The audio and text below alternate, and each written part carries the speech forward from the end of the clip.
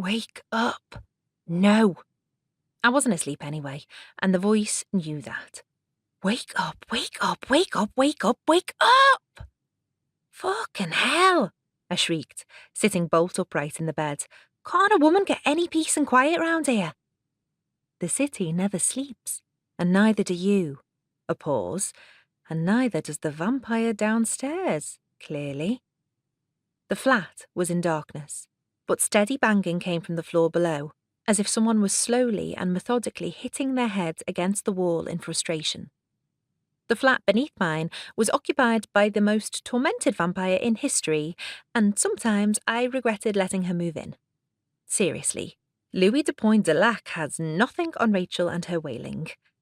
But she'd helped save my afterlife, and one good turn deserves another. I had a brief daydream about taking Adric Silverton up on his offer of the apartment down in the Albert Dock. I'd actually got as far as going to look at it, purely to humour Aunt Kitty. Kitty might have been dead this last 60 years, but she still appreciates a good view. And there was no getting away from the fact that the apartment was incredible. But I wasn't going to leave Harrington Street, and everyone knew it. I don't have much hands-on input in the coffee shop downstairs anymore, but that's because my best friend Izzy has proved herself more than capable of looking after it without my help. Also, Izzy's a living, breathing human, and apparently customers prefer that to being served by someone who occasionally forgets it isn't normal to pass someone their coffee before they've even finished asking for it.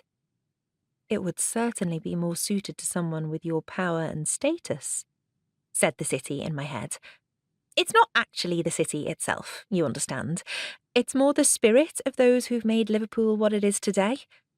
And what Liverpool mostly is today is a fucking weird mashup of both human and supernatural inhabitants, the human side of which is, for the most part, happily oblivious of the other's existence.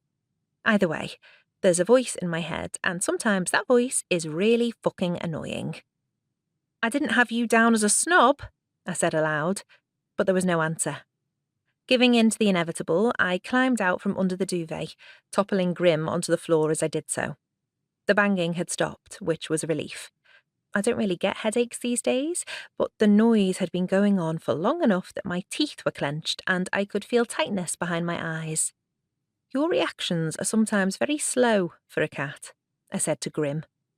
He arched one furry eyebrow and stalked out of the room, presumably to get himself a midnight snack. Grim mostly sorts his own meals out these days, which suits me just fine, but when I walked into the living room, he was sitting on the windowsill, and Kitty was next to him. They were both looking down onto the street and had serious expressions on their faces. What are you two looking at? Billy's talking to someone, said Kitty, without turning round, and he doesn't look happy about it.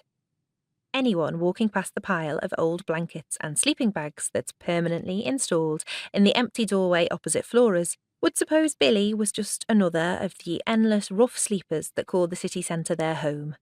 It's certainly what I'd assumed for the first couple of years I'd owned Flora's, but then I died and everything got extremely strange, and the upshot is that I'm still here, but now I know Billy is actually a ghost. Like I said, Liverpool is weird.